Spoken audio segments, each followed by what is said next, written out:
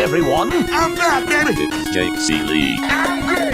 Everybody else sucks. Oh, Oh no, it's every nightmare I've ever had. Excuse me? It's time to check the link. Pretty crazy, huh? But it doesn't matter because none of this has anything to do with the show. You know what? You just made the list. Oh, wait, you serious? Let me laugh even harder. It's all in football. Sure, we talk about it all the time. Really? No.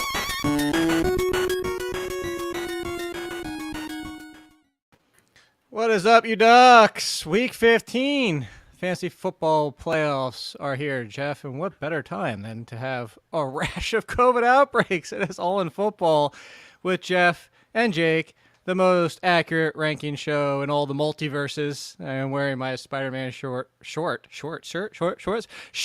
today. I'm super excited. Unfortunately, I wasn't even able to get Friday tickets. That's how fast they sold out here. I bought them the day of, Jeff. I don't even know where I'm going. I'm all over. Just call me whatever you want, man. Steve. I'll call you Steve from now on. I usually go by hey, or apparently on Twitter, a lot of very interesting curse words. But I was blocking people like Dikembe Mutombo yesterday on Twitter. Well, so I taught you the best way to do it, though. I taught you, so they don't know that you block them. There's that option where you can remove them as a follower, but then also mute them on top of it, and they don't even know. Then they don't even know they realize that they're not even following you anymore. That's the best part. It's the super best way. It is the super best show. Jeff and I continue to hopefully have you winning your leagues and hopefully get through this madness. There's a lot to talk about, Jeff. But everybody be clear. If you're listening to this, not live, this is 2 p.m. Wednesday Eastern time. We're probably going to get done with the show and find out half the Jets are on COVID or something like that at this point. So stay tuned. Our rankings are going to change daily, probably hourly at this rate with what's going on. But that's where I want to kind of start, Jeff, is last year, and I just want to get your opinion on this. If you think they're between the two solutions I give, one's better than the other, because I threw this out to Pat Mayo yesterday, but maybe you have a third option I haven't thought of. But last year with the COVID stuff, it was, hey, we heard on Thursday, like, Amari Cooper might have COVID. He might miss Sunday. And last year, there's a lot of contingency plans. Like, okay, I'll start this guy if Cooper's out, but if Cooper plays, he just stays in my line, like that kind of thing. This year, we might find out the day of, like Tyler Higbee just happened. Tyler Higbee, obviously nobody's hinging their playoff hopes, hopefully, on Tyler Higbee, but Monday Night Football this week, Dalvin Cook, Justin Jefferson, something like that. Like, we find out Monday at 3 p.m., Dalvin Cook is not playing. Obviously, there's nothing we could do with that. This is the world we're in now, Jeff. It's not an injury. It's not, hey, he was banged up in practice. This is just what we're in now. So the two solutions I threw out were, one, either commissioner override that team's allowed to pick up somebody off waivers. Probably not the best options, though there might be some teams where your option ends up being a 20-point guy, like if Wayne Gallman is the clear backup and he's the guy. So you could kind of go both ways with that. You might get 3, you might get 20. Or because of that, you get replacement level value, which is basically like 6 or 7 fantasy points if you look what's on waiver wire, like the average score for the position. Do you have a preference of the two? Do you have a third option I haven't thought of? Because this is what people need to face going into the playoffs right now, unfortunately. I mean, the third option is just deal with it, right? I mean, nobody wants to go into Monday Night Football and find out Dalvin Cook's out at 3 p.m. and then you lose your fantasy matchup because of that. Like, it's not the same as him getting hurt once you start the game. Aren't you going to lose with replacement points very likely anyway? I mean, maybe you can not. still work the waiver wire. Okay, so you'd rather go with the waiver wire. And the waiver wire should be open. I guess that's where you lost me. Well, most waivers close. Most league sites, the waivers close Sunday at kickoff at 1 p.m. You can't even pick up people on Monday. Not necessarily. I thought it would be when players start their games. No, a lot of them are. No, a lot of the sites like Sleeper. I mean, you can change the settings on a lot of them, but like Sleeper, ESPN, like a lot of them, once 1 p.m. hits, everybody, the entire player pool is locked until waivers open back up on Wednesday for most leagues. Oh, I don't have that in most of my leagues. Okay, so if you had that, so what you're saying is just keep maybe this is a larger discussion that we should probably have in fantasy football as a whole. I think that a player should lock when his game kicks off. And then he should have to clear waivers, usually I think via FAB, but I get that not everybody uses that, and that's fine.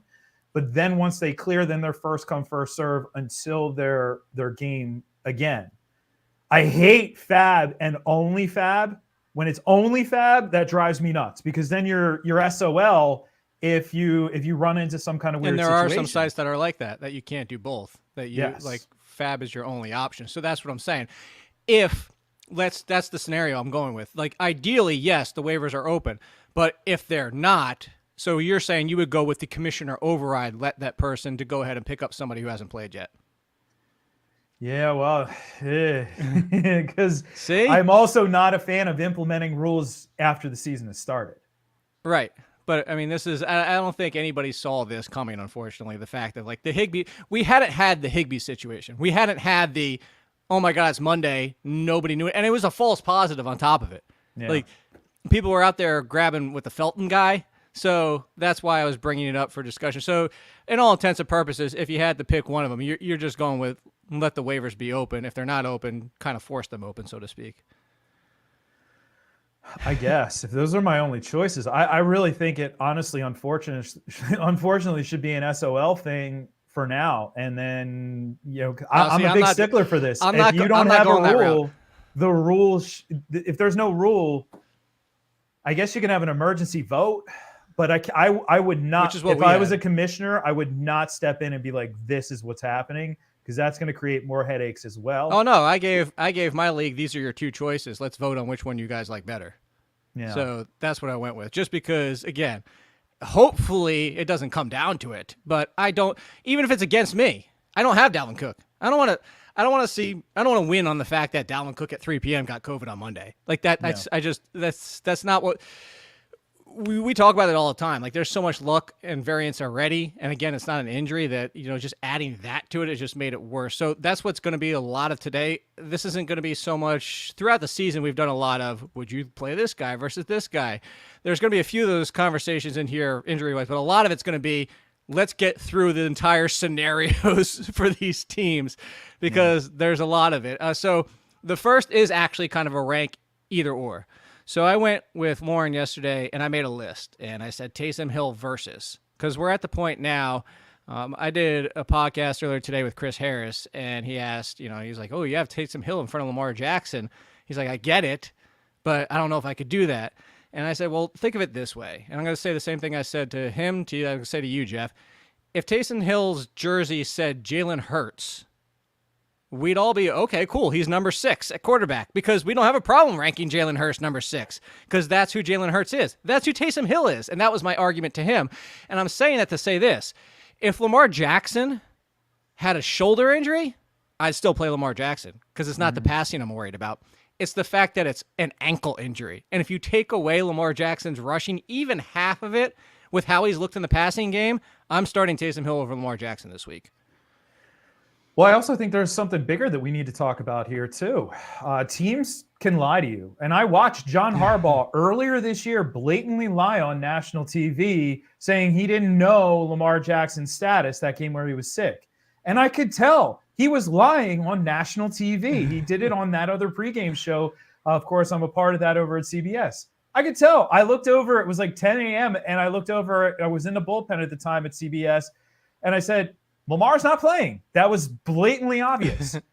They can't lie with the moves they make. When you sign a quarterback to your active roster off the practice squad from another team's practice squad, that is a surefire indication to me that we have a lot of smoke ultimately here, and I think it could turn into fire. If I have Lamar Jackson right now, I would not feel confident at all that he is playing. And if he does play, you take away, like you said, you neutralize the one aspect of his game that is still very appealing. Like the passing aspect has gone away through the course of the season. So, if he can't run, he can't be effective. I agree. Now, Taysom Hill doesn't exactly have the best matchup, still a very good run defense. And I'm treating Taysom Hill essentially as a running back there. But at the same time, I agree. And I actually have him ranked at 10 for the week. And I'm going to use him in a key 2 quarterback league this week where I'm fighting for my life in that one. See, and then what you said goes back to what I kept saying this year about when running backs are brought back early, that this, you can't lie. The team just told you what their plan is. Like, that's why you would not bring back a running back early to be a decoy. They're not wide receivers. For the person when I was doing Pat's show that said there's no way you could have known that Dalvin Cook was, well, oh, really? That's why I ranked Dalvin Cook number 3 or 4. Really? That's because I didn't know? No, because this is what teams do. Follow their actions. Actions speak louder than words. To throw out cliche, Jeff, the actions speak louder than words. So let me guess, how far are we going Taysom Hill? Because Dak Prescott, since his injury, has been off. Now, whether it's the calf still bothering him and his attempts downfield, or it's the fact he hasn't had a semblance of an offense with Zeke not being himself, Pollard's out, Cooper's out, CeeDee Lamb's hurt for a game, all this stuff. Would you go Taysom Hill over Dak, or would you say, you know what, Dak got me here. I'm going with Dak Prescott, even though it's been a little bit bumpy. I don't want to create an extra decision, so I would just use Dak Prescott. And I do have him ranked ahead, so it's not even like I'm getting cute here. What happened yesterday in terms of English language on the show too? Because I'm looking at comments here and I see something interesting.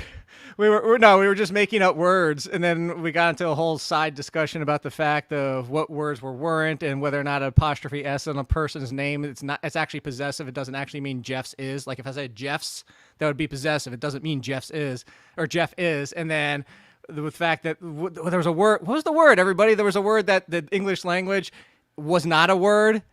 And the dictionary people, whoever they are, that was the whole thing that it spurred on. It was like, who are the people that make the decisions for the dictionary decided to put the word in the dictionary despite the fact that everybody... No, it wasn't ain't. Ain't's a long time ago. It was a word that people kept adding in on the front of it, even though the in part was redundant. And somebody will tell me in the chat at some point. You'll see what it is. So while we're waiting on that... I'm finally relying on the chat people, and you're dead silent. Crickets. What the hell, people? Come Tumbleweed. on. We also talked Yu-Gi-Oh yesterday. Yes, we did. You missed a hell of a lot yesterday. So, I forget. Everybody forgets now, just like us. So, Jeff, let's talk. I got my Kyler Murray jersey behind me, but I want to talk about his teammates. I want to talk. Irregardless, that's what it was. Thank you, Corey. Corey King gets a shout out. It was regardless, in the fact that irregardless is not a word, but people kept using it so much that the dictionary people finally said, fine, we'll put it in the dictionary. Yeah, I think they conflated irrespective and regardless. Right. And but now also irregardless is in the flammable dictionary. and inflammable mean the same thing. Yeah, or like famous and infamous. No, they do not mean the same thing. I know, but people think it's the exact same thing. I went to this restaurant one time, and the menu description was like, try our infamous cheese fries. And I was like, dude, I don't want to try those. I don't know what they did to become infamous. That sounds disgusting, bro. They go flying out your ass while in the bathroom. Woo. Maybe that's what it was. Had to go there, didn't you?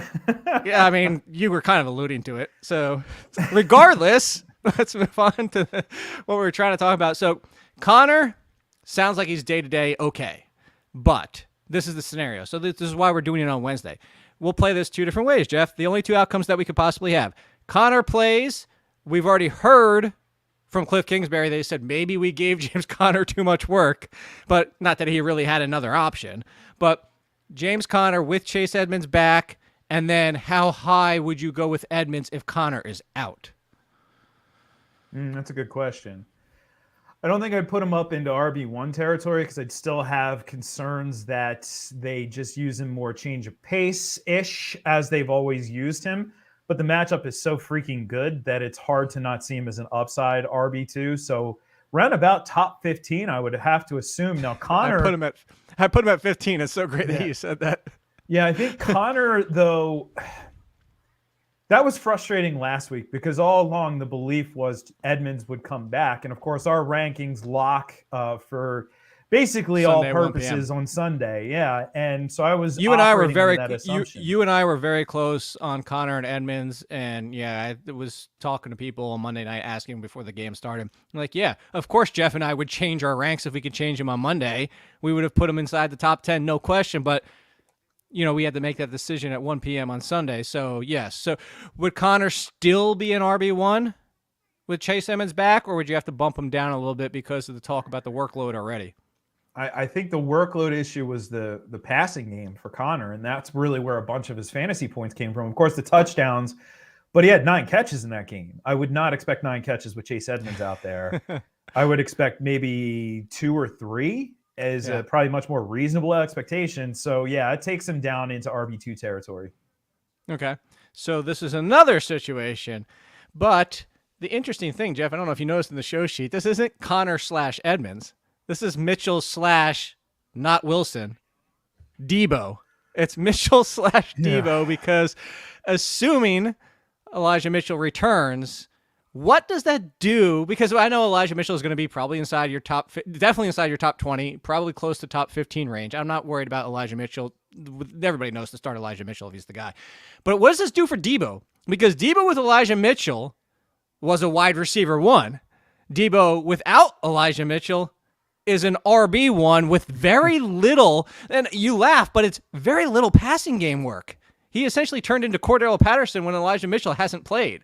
So is it just play him no matter what? Who the hell cares? Or do you think him moving back to wide receiver, that this focus on Ayuk and Kittle could actually ding Samuel?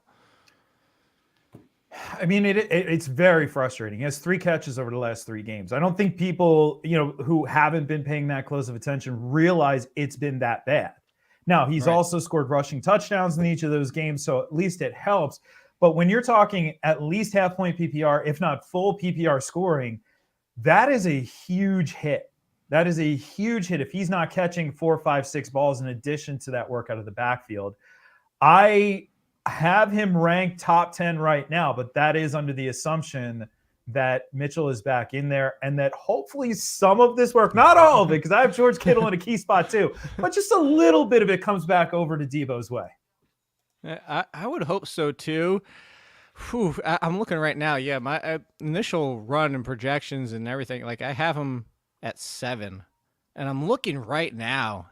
And at Denver, Jamar Chase, you can make an argument. CeeDee Lamb against the Giants, you can make an argument. Keenan Allen. Oh, that was the other part of the COVID situation I want to talk to you about. I'm glad I saw Keenan Allen here because I forgot to put this in the sheet and I forgot to bring this up at the top when we were talking about the situation. Here's the other one. I'm getting a lot of these questions, and I'm curious how you would play it. So I'm getting a lot of, if you have somebody on Thursday night, do you just play them and avoid a potential COVID situation on Sunday? And my answer has been this. If they're within about 5 to 10 spots of each other, yes, I'm just going to play them. We have 30 people on Washington on COVID. We have almost 30 on Cleveland. So if I have somebody playing Thursday or Saturday, and it's within, I'm not going to say, go start DJ Dallas in case AJ Dillon gets COVID. But the point being is if it's a close, tough call that I'm already debating, I'm just going to play the guy who I know is playing. I don't hate that. Ordinarily I would say, just start the guy who's ranked highest. But in this instance here, we just need points.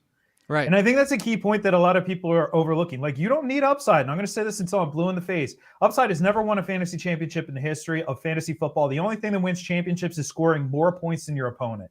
So sometimes it is wise to just put those safe points on the board. But if you're talking Josh Palmer or like a wide receiver 2, just wait and see. But if you're in another spot where, and the fortunate thing is we have a lot of guys who are just automatic starts in that game anyway, like Mahomes and Herbert, automatic.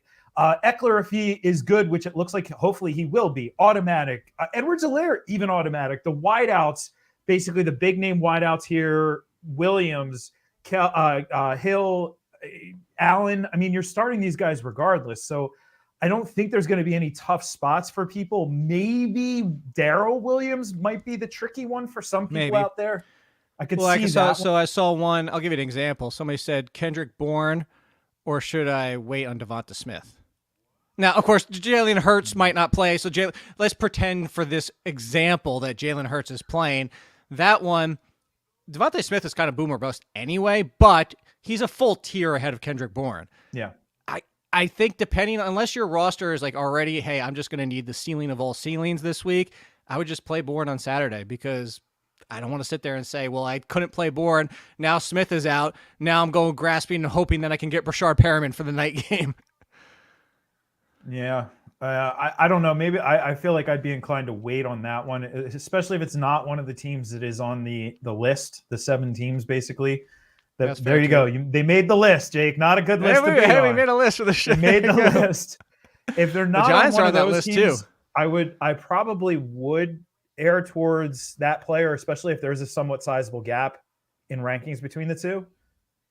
But if we're talking anybody, well, obviously we'll have the Browns out of the way, or maybe we won't. I mean, there's still the potential that the NFL says they can't field a team, we have to move it, but we'll see on that one.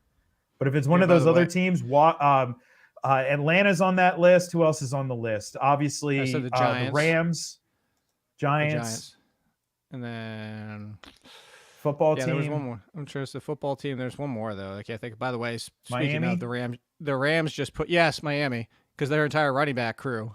Malcolm Brown's practicing today. We're going to talk about might as well just talk about Miami. So, by the way, Rams 3 more on COVID right as we're doing this show. None of them are fantasy relevant, but something to keep watching. So let's talk Miami. Is this as simple as Myles Gaskin is back? You just play Myles Gaskin. If it's not Myles Gaskin, don't try to figure it out. Is that really? I don't know. There's like the deep dynasty person in me wants to play Garrett Dokes, but he may not even be called up, And I thought you were going to say, like Ian Hartitz, who's like, you just want Duke Johnson to play. I'm anti-Duke. I'm like a North Carolina fan in that regard. I just don't like the Duke. I Nice. Basically all along thought he was one of those hype machine players that you get every year. I call them broke back players for me, players that you can't quit. Every year people want to buy in, change the narrative, but every year we saw NFL teams just did it over and over. Nobody viewed him as an early down runner, ever. So why would that ever change? And I don't think it would even change here. I think it would be Garrett Dokes or maybe Malcolm Brown if he can get activated, or Lamar Miller. I don't know, like get anybody in there. I guess we're getting close to the point where you would have to clear COVID protocol anyway, where I don't even know if you would be able to be active if you're signed at this point. No, all the Dolphins, including Gaskin, still have a better chance than most because theirs got hit before the weekend and actually over the weekend. And so they had like 3 extra days from what we normally, because Keenan Allen got close, but his was Tuesday. And that's the closest we've come. Theirs was what, Saturday? I think we got the news on Saturday about all the Dolphins. It was the 10th. Yeah. So would you let put it this way? Let's say no Gaskin, no Ahmed, no Duke Johnson, and everything. Malcolm Brown. Let's just say it's Malcolm Brown and Dokes, would you play Malcolm Brown as a top 30 running back? He has a nose for the end zone, Jeff. Well, it's more the matchup than anything, right? That is the matchup. That's a matchup. I mean, I'm kind of trying Malcolm Brown look very good. I was legitimately trying to bury the lead on that one because I didn't want to try and put too much into the matchup. But it is. I mean, that the matchup is just fantastic. So I think we would have to strongly consider that. But at the same time, if I'm somebody who I already basically have my running back spots solidified, even if there are RB2s, I'm not going to overthink this one, get all cute, and then try and put Malcolm Brown in there. I might pick him up to block opponents, but we haven't even, we're not even at that point yet. All right. I don't think we will be. I think it's going to be Gaskin. Okay. Hopefully. Oh, man, hopefully for a lot of these. So there was a question in here I wanted to check. 7 teams. Here they are. Browns, Bears, Falcons, Lions, Rams, Vikings, and the football team, because I did see that question in there. Okay. Throw the Giants in there. Giants just had Giants, 4 so people. 8. Yeah, you might as well. Which is also known as a quarter of the league. Which is insane. Would you play? Here's the question here. Would you play the Chiefs defense if your other option had been the Browns? I don't think so. Yeah, I think I would go elsewhere for sure. As good as they've played, I just can't trust against that offense. Yeah, there's Philly's out there in a ton of leagues. And Philly's got Washington at home. Philly's got a good schedule the rest of the way. San Francisco was sitting out there. Probably smart people have picked them up if they're in. I'll tell you the sneaky one, Jeff. You want to get crazy? Jacksonville. There you go. I am using Jacksonville in a league. I cannot believe it. This is what, what is that the equivalent of? Is that the equivalent of like me like pushing all in on like David Johnson or something offensively? Like it's a bad defense. It is a legit bad defense, but our silly scoring system, they could be just fine because all that matters is if you score touchdowns. That's it. No, I would say this is the equivalent of you holding pocket 8s. There's 1 8 on the board, but there's also 4 hearts. and somebody just puts you all in on the river and you call it. That's the equivalent. Well, I need more context to put them on, their range, Jake. Come on, you can't just throw me at the end of the hand. I gotta know every sequence here. What was the betting patterns? Come on, man. You're taking me back to my poker days. I haven't played poker regularly for years. It's been like 12 years since I played poker regularly. Then it sounds like after the year is up, you need to come down here for the next UFC event and hang out and play some poker. We'll do it. Maybe. Yeah, I could still do it. I played entirely too much. I was at the point where I was playing multi-table 6 max. And it's like 4 tables of 6 max, and it's like decision, and just got burnt out from it. I was playing like live poker all the time, and and then this madness started. I think it's kind of, I see the appeal, and I tried it a little bit, but I was more of like, I want to be able to control. Part of the game is, as you were just saying, I need the context. I want to be able to control. I don't want to have to because part of it is, it's like playing chess. I want to be able to process enough, and anyway, we're sidebarring here. Yes, that's where All In Kid came from, by the way. That's actually, real quick, for anybody that doesn't know, was one of the first times I ever played a tournament with friends in No Limit, and I was going all in a lot because it was, if I had a good hand, I went all in. If I was bluffing, I went all in. And it's a nickname of, a bunch of nickname people. Like, that was the kind of the group I hung out with. Is everybody had a nickname, and the one guy's nickname was Don Ho-Hos. And he was the one sitting, not like ho-hos, but anyway, sitting at the table, and he went, "Damn, all in, kid." And then that's where it came from, and it's stuck ever since. Shout out to Mike and Bob. Right. Rashad Penny. It's finally happened, Jeff. By the way, I love how everybody's saying it's finally happened when it's already happened. It's happened twice. Yeah, he got this hurt, is the third time. Right after it. Yes, this is the trifecta. Are we going down the road of we're going to get sucked in and hurt again, or is it legitimately it's happened again, but as long as he stays healthy, it's going to continue to happen? I mean, just a friendly shout out to us. We talked about this last week, and I certainly had glowing reviews. You could have picked him up for free last week in a lot of leagues. He went, I had 25% left, $25 left in Fab. I did not get him. I put every last cent on him. I did not get him. He went for 35 or something like that. Nobody has any money left, and I didn't have enough ammunition to get him in the one league where I didn't roster him. But I actually started him in multiple leagues last week, Jake, including some industry leagues, so I was happy there. I do think this is it. I started him in flex. There you go. Got into the playoffs. On to the playoffs. I'm glad I made that playoffs in the 2 quarterback, but I do think this is the start of things to come. Hopefully this is opportunity finally knocking. Hopefully this is us paving the way for Rashad Penny to potentially even be that lead back next year. Remember, Chris Carson is no spring chicken, and now the injuries have started to mount up for him. I know that it's really easy to create narratives, but Jake, I had somebody who said like, should I pick up Michael Carter over Rashad Penny because Penny's made of glass? And it's like, dude, Carter was just on injured reserve. So why do we ignore, why are we ignoring that? I like it. I don't love this matchup necessarily against the Rams defense. Isn't as stout as they were last year, but they're still a very good defense. He's got opportunity. Destroyed them. So yeah. Yeah. Definitely opportunity there. Oh yeah. By the way, are you a big Marvel guy? Superheroes? Marvel, yes. DC, no. We're not. DC just hasn't figured it out in terms of I'm not talking about the comic book stuff, but what do you mean? Like Tim Burton? No. Well, yeah, of course, but also like the Justice League cartoon. Like they actually, DC does animation better. Marvel does movies better. Yeah. So that's where. So anyway, I was just going to ask you. I did my top 15 Marvel superheroes in my ranks this week, and it's not movies. It's not movies only because that's a whole different world. Who's your favorite Marvel superhero? That's a good one. I know. I think Loki. Really? Yes. I like it. A nice little Fat spin Thor there. is also pretty good, but that's from the movies. But no, I've always appreciated Loki.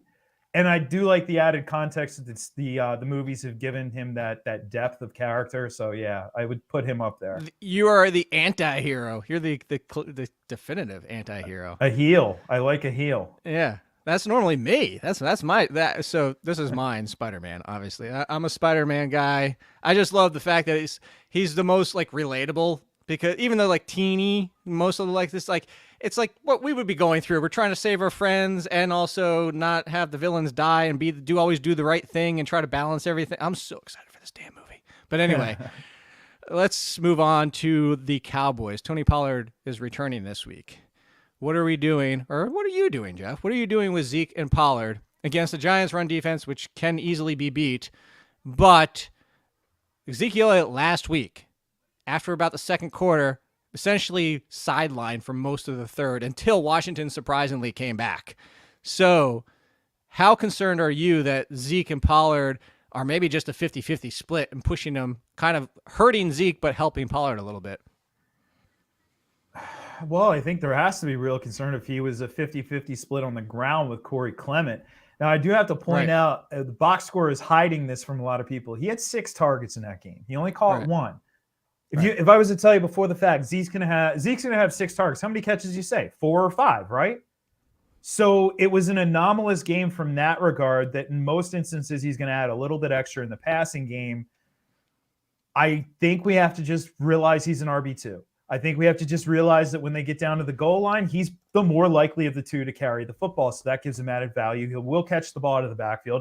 I also have a question of how effective can Pollard be with that injury. Now, plantar fasciitis and then a torn plantar fascia, that actually is, it's good. Not as bad. It's a good thing. It's actually a good thing when it tears, but still, how can you be as effective with that injury? I don't know. Yeah, so for anybody that's never had plantar fasciitis, I've never had it, but my mom has, and she said the best way you can describe it is if you've ever seen those trees where they drop those seed balls where it's all spiked, those things, but pretend it's metal and put that in the bottom of your shoe. And that's what it's like walking on. And like, that is the best description I've ever heard, and I pray to God I never get plantar fasciitis, but that's why when it tears, it can heal because it relieves all that pressure. So yes, but I agree with you. It sounds like how effective will he be is a giant question mark. So here's a big question mark, Jeff. How effective is not the question here. It's because Sony Michel has been effective. Darrell Henderson coming back. Before he left, let's be honest. I know Sony Michel, for everybody out there, has looked good in 2 straight games. I say looked good against Arizona, but looked really good the game before. I wouldn't go too crazy. What was it, 20 for 79 against Arizona? Whatever it might be. But he's looked good enough to warrant some concern because Henderson was like 80-85% of the snaps. And now coming back because of that, and McVay straddled the fence and said, well, Henderson's done really well. Michel, maybe he deserves some run because he gets on a roll, blah, blah, blah, blah, blah. So how do we try to... We're not going to know until the game's played. But our best judgment going forward, how do you try to project Henderson and Michel this week? Oh, boy. Yeah, it's tough. and last week, people are going to look back and say he wasn't that good. But heading into that game, if I said, hey, Sony Michel's going to have 20 carries, you'd be chomping at the bit to start him, right? We had the Cup touchdown when they were down there. I'm like, all right, this is it. Michel's going to get in. It'll be nice. I kept waiting for Sony Michel to score. That would have changed everything. That would have been it right there. No involvement in the passing game in that one because, well, that was a little bit of a surprise, I guess. He had the 1 target, but no catches. It's going to be challenging. His legs are fresher at this point than Henderson, and their objective remains the same. And now they're making a strong push. They're in the driver's seat for at least a wild card, and heck, they could even still win the division. That's well within the realm of possibility. I don't know. I hope this is, maybe best case scenario, this is kind of like a Melvin Gordon and Javonte Williams where you can just use them both. But that just hasn't been the way that McVay has done things this season. Right. That's the issue. Is I'm with you. Is like I could see it even be like 60-40 and they're both usable. But as you said, history on McVay's side is kind of go back to Mike Tomlin. Mike Tomlin is, when possible, his entire career has just leaned on a running back, and that's my hesitancy here. And the worst case scenario, I think, was if that we all sit here and assume, okay, 70-30, 60-40, Henderson / Michel, and it's all of a sudden 80% Michel, and then we're all screwed. No. So the Lions, if anybody wasn't paying attention to Twitter on Sunday morning, Adam Schefter with the bomb. Hey, I picked up Craig Reynolds. I'm starting into my league because I have feelings this is like Elijah Mitchell. Okay, you win that one. But at the same time, no Jamal Williams. Jamar Jefferson, by Dan Campbell's own words, did not see enough touches because he missed practice the entire week, was coming off an injury, but also got sick. So hearing all that, seeing what Craig Reynolds did, the fact that Jamal Williams is back, is Reynolds at the top because maybe they evaluate him, or are you with me and just saying they're going to go back to Jamal Williams? Maybe Reynolds gets work, but it's Jamal Williams as the lead. Yeah, I think that's going to have to be it. Reynolds looked better than Igwebuike. I think he looked better than Jamar Jefferson. Igwebuike was a safety, so I mean, yeah.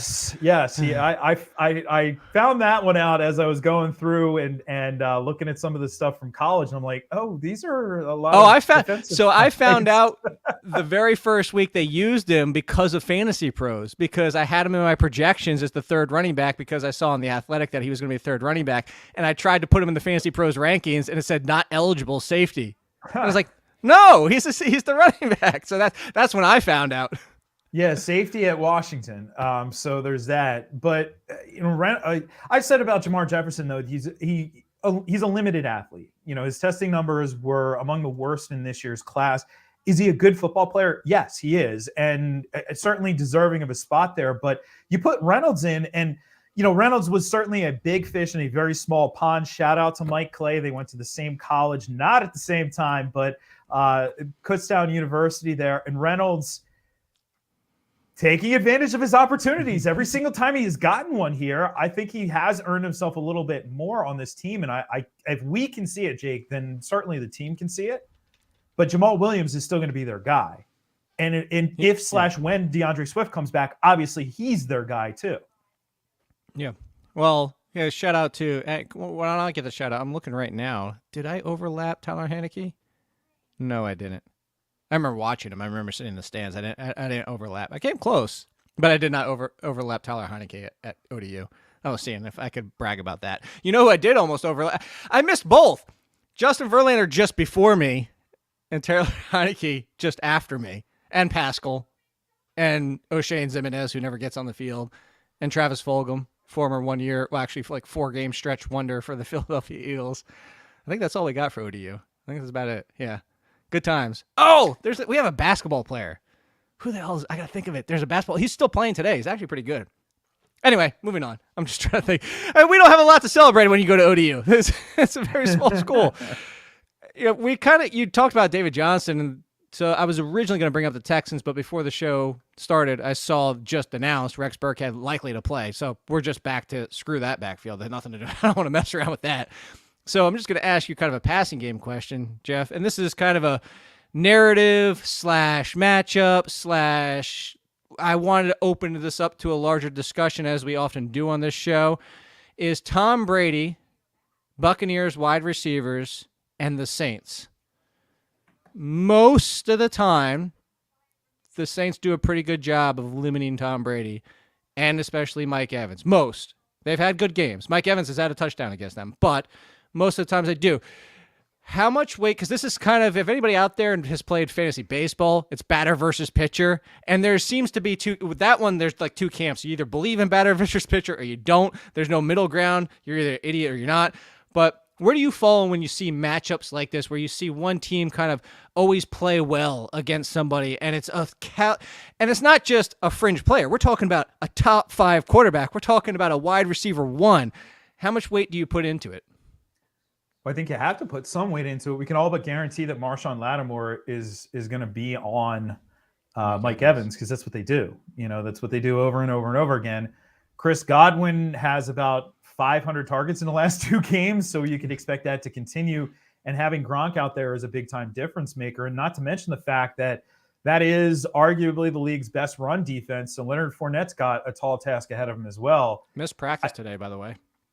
Yeah, exactly. I think it has to be a factor, but it's also one of those where I don't want to think myself into a corner. I certainly would not be thinking like Taysom Hill ahead of Tom Brady or anything like that. By the way, I looked it up. It's Kent Bazemore. Thank you. And there is not a lot of NBA players in Old Dominion's history. No. There's only 9 of them. Yes. But Kent Mark Bazemore. West back in the day, so that's pretty solid. But I So think there you go. It's like the two of us. Kent Bazemore, yeah.